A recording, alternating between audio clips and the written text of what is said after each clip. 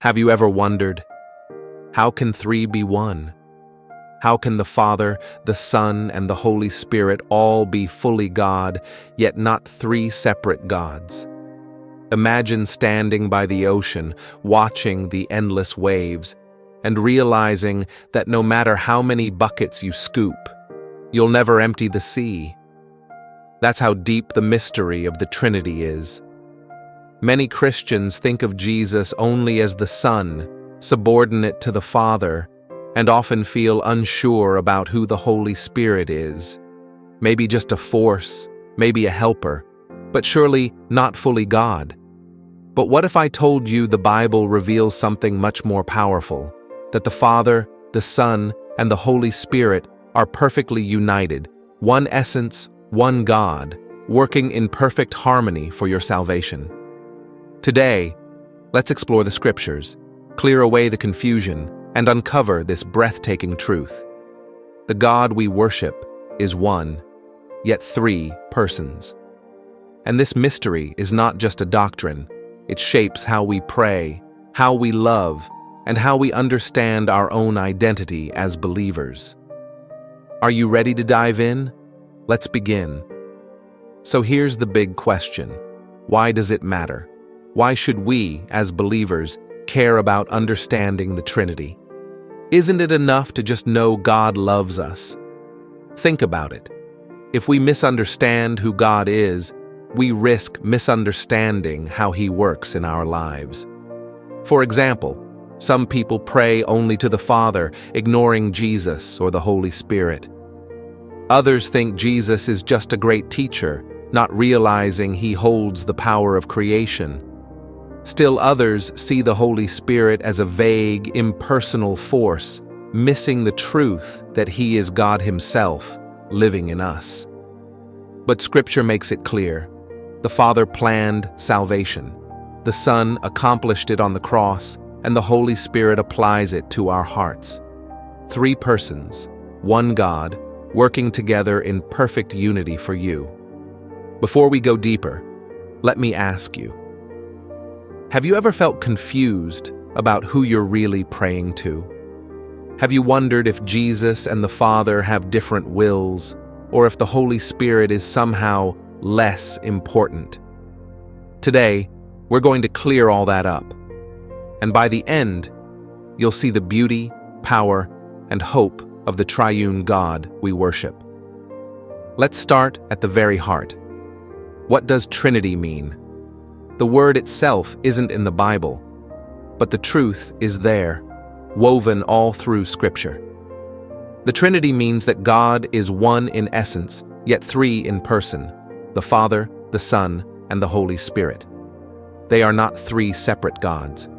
They are not just three modes or forms of God. They are one God, eternally existing in three persons. This is hard to wrap our minds around, isn't it? But would we expect the infinite Creator to be fully explainable by finite human logic? Imagine trying to fit the ocean into a teacup. That's what it's like when we try to squeeze God into simple human categories. To help us grasp this mystery, people often turn to analogies. One of the most common is water. Think about it. Water can exist as liquid, ice, or vapor. Yet no matter the form, it's still H2O.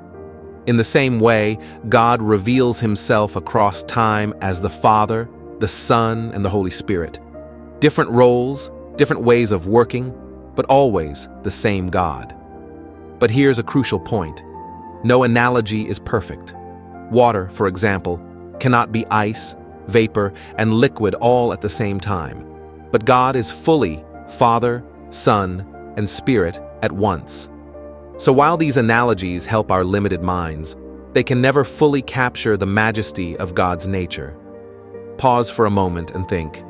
When you pray, do you imagine God as only one form? Do you limit Him to just the Father, or Jesus, or the Spirit, without realizing the fullness of His being? English. Let's carefully explore the unity between the Father, Jehovah, and the Son, Jesus Christ, using Scripture. Isaiah 9:6, Old Testament prophecy. For to us a child is born, to us a son is given, and the government will be on his shoulders. And he will be called Wonderful Counselor, Mighty God, Everlasting Father, Prince of Peace. Here, Isaiah prophesies about the Messiah, Jesus. But look closely. He's not just called Son, he's called Mighty God and Everlasting Father. This shows Jesus is fully divine, not just a subordinate or separate being from the Father. Philippians 2:5-8, New Testament teaching.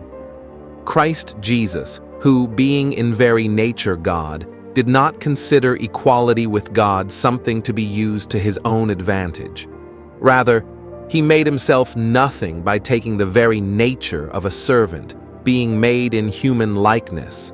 And being found in appearance as a man, he humbled himself by becoming obedient to death, even death on a cross. This passage explains the humility of Jesus. Even though he existed as God, he chose to humble himself, take on human flesh, and die for us. Important, Jesus did not stop being God. He simply laid aside his glory for our sake. Romans 9:5, direct declaration. Christ, who is God over all, forever praised. Paul here clearly affirms Jesus' divine status. Christ is God over all. Explanation summary. These verses show that Jesus is not just a helper or messenger. He shares the same divine essence as the Father. They are distinct persons, but one God. This unity is like a perfect harmony. The Father plans, the Son accomplishes, the Spirit applies. When we worship Jesus, we are worshiping God Himself. Pause and reflect. Have you ever limited Jesus in your mind, thinking of Him as just the Son and not fully God? Scripture invites us to honor Him as Lord, Savior, and Almighty God. Let's now use paired verses, Old Testament and New Testament, to see how Scripture confirms the Father and the Son are one. Old Testament, Isaiah 44:24. This is what the Lord says, your Redeemer, who formed you in the womb. I am the Lord, the Maker of all things, who stretches out the heavens, who spreads out the earth by myself. Here, God, Jehovah, says He alone created everything. No helper, no partner. He did it by Himself. New Testament, Colossians 1:16-18. For in Him, Jesus, all things were created, things in heaven and on earth, visible and invisible. All things have been created through Him and for Him. He is before all things, and in Him all things hold together. Wait, here it says Jesus created everything. Is this a contradiction? No, it's a revelation. Jesus shares fully in the divine identity. He is the visible image of the invisible God. Colossians 1:15. Revelation 1:8 plus. Revelation 22:13-16. In Revelation 1:8, God says, I am the Alpha and the Omega, who is and who was and who is to come, the Almighty. Then in Revelation 22:13, Jesus says, I am the Alpha and the Omega, the first and the last, the beginning and the end. The same divine titles, Alpha and Omega, are used by both the Father and the Son. This is not a slip, it's intentional. It shows their perfect unity and shared divinity. These verses reveal a divine mystery.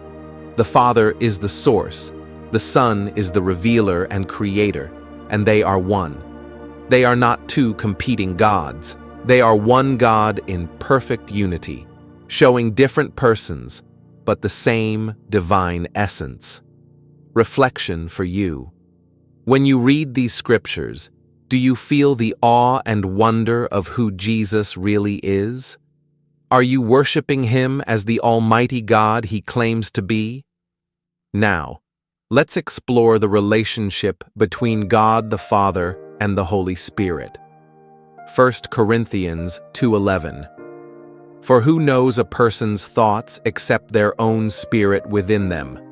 In the same way, no one knows the thoughts of God except the Spirit of God. This verse gives a powerful analogy.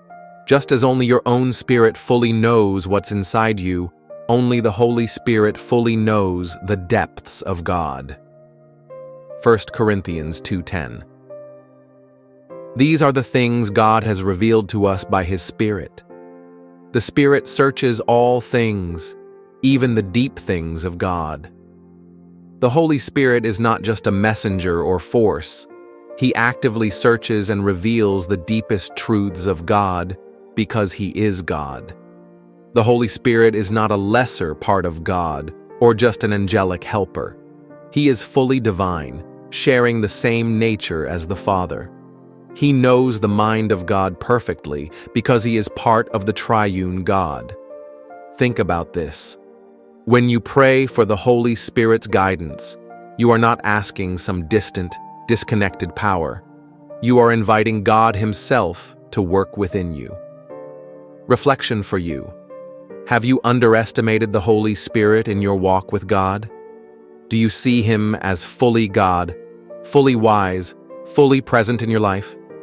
Now let's explore how Jesus and the Holy Spirit are united.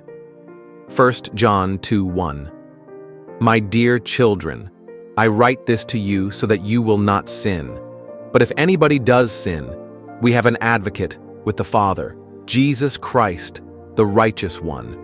Here, Jesus is described as our advocate, the one who intercedes for us before the Father, defending and pleading on our behalf.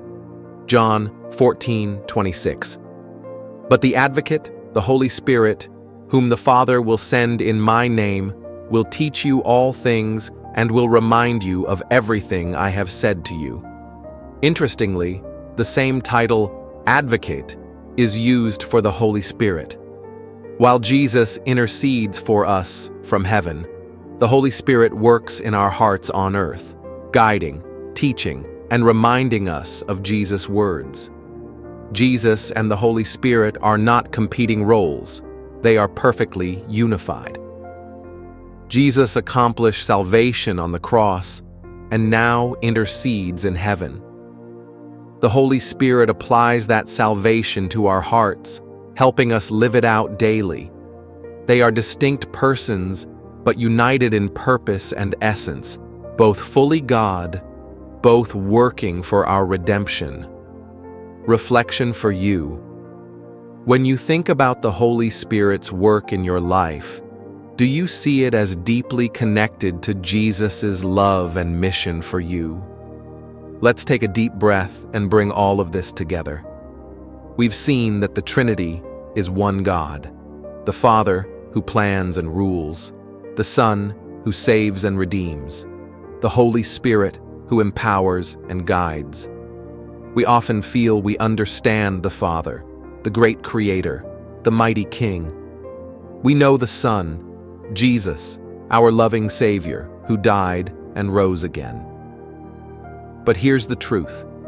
Many believers today lack a deep understanding of the Holy Spirit.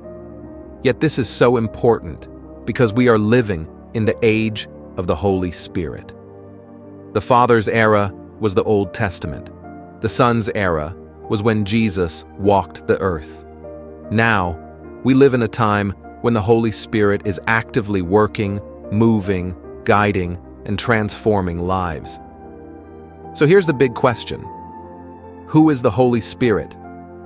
What is His name? What is His work? And most importantly, how can you personally connect with Him? In the next part, we will uncover these beautiful truths so you can walk daily with the Holy Spirit, not as a vague force, but as a living, personal God in your life. If this message touched your heart today, please like this video and subscribe to our channel. Join us next time as we uncover the next chapter of God's amazing plan and dive deep into the person and power of the Holy Spirit.